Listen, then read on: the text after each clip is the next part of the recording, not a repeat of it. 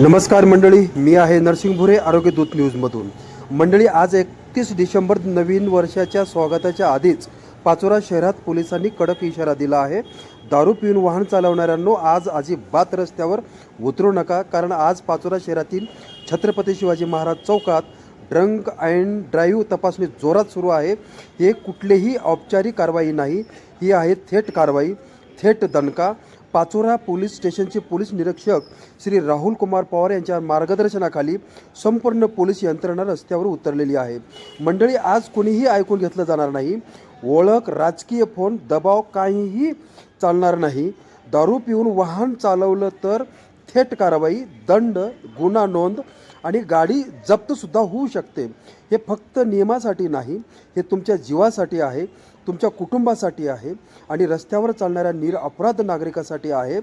मंडळी, एक क्षणाची मजा आणि आयुष्यभराची पश्चाताप, हा सौदा अजिबात परवडणार नाही.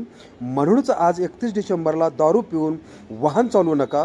मित्रांनासुद्धा थांबवा, सुरक्षित घरी पोहोचा.